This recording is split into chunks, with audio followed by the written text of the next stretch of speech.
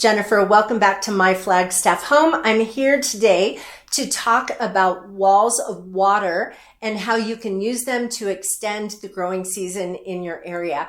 Before we get started, I hope you'll give this video a like and also subscribe to my channel for more great content. So, a wall of water, what is it? Well, this is what it looks like. And you'll see them, sometimes they come in a blue color. I've seen them in yellow and kind of a bluish green. I've seen yellow. They come in different colors. There's some controversy about whether the colors actually make a difference in how the plants grow inside of them.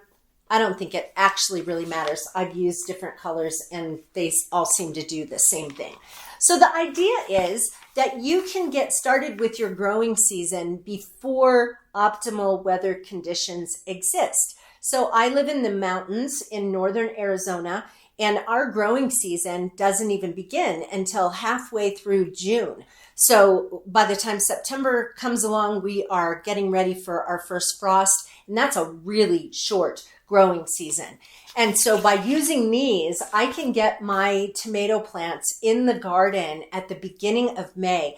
These will protect your plants down to 16 degrees and even in snow. So it's awesome. And what these things do is they create a nice little microclimate for your plant to grow. So I'm going to talk to you about how this works. I'm going to actually show you pictures of how to set it up, and then we'll talk about how you know when it's time to be done with your wall of water. So like I said, it is this floppy piece of plastic. On one side, it's got little openings. I'm on the wrong side here. On one side, it has little openings, and there are cylinders here that you fill with water.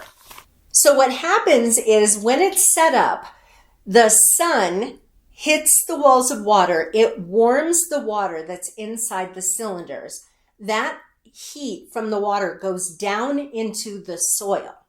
Then at night, when it gets cold, the heat is released from the soil, and you can go out in the next morning and take a look at your plant, and it creates this nice little balmy microclimate right inside this wall of water. It's pretty amazing. I even had it one year where we got a late snow in May, and here's my walls of water all covered with snow. And I kind of opened it up and took a peek inside, and it was really nice. It was very temperate inside there, and the tomatoes had not been bothered one single bit. So you can get a jump on your season. This also might help you if you grow a fall crop and you're afraid that some of your plants might experience some frost. You could consider using it for that as well. What it also does is when your plant starts to grow and is even somewhat established, it helps the direct rays of the sun not to hit on the plant directly and burn the leaves. And so it acts kind of like sunglasses that protects the plant from the direct sun until they're ready to handle it.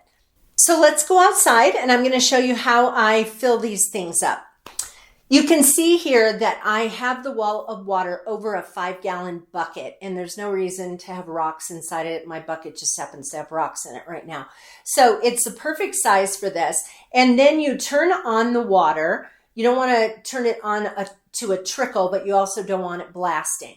And then one by one, you fill up each little cylinder with water. And because the bucket is there, it keeps the whole thing from toppling over. Once you're finished filling it up, then it's a little fiddly. You have to pick the thing up, and it will the sides will sort of slap together. I'm going to show you a picture here. And now is where you need a second pair of hands, because when you actually set it up, it's going to kind of go flat like this. And you need somebody who can open the bottom of it for you to spread that out so you can set it in your garden. Now, let me tell you something very important. You don't want to put your plant in the ground on the same day that you're setting up your walls of water. You need to do the wall of water first, at least 24 hours in advance. The reason is that you want to get the ground nice and warm. You want to get the water that's in the cylinders to warm up from the sun and get the ground nice and warm. And then 24 hours later, or 3 days later or a week later, it doesn't really matter. Then you remove it, you plant your tomato plant, and then you put this thing back on. But make sure you have help because you don't want this thing to collapse down and bust the stem of your plant. When I first put mine on, I sort of squeeze out some of the water out of the top and sort of form a teepee shape with the wall of water. And that is so that you don't have the top completely closed, but maybe there's only like 2 inches of an opening so that nice warm microclimate remains and you don't get all the nice warm air leaving out the top of the wall of water. As the plant starts to grow and as your weather starts to warm up, you can rearrange how you've got your wall of water so that you can open it maybe 4 inches, then open it maybe 6 inches until you have it completely open. And then at that point, when your evening temperatures are going down, just into the 50s and not dropping much below that, you can consider removing it.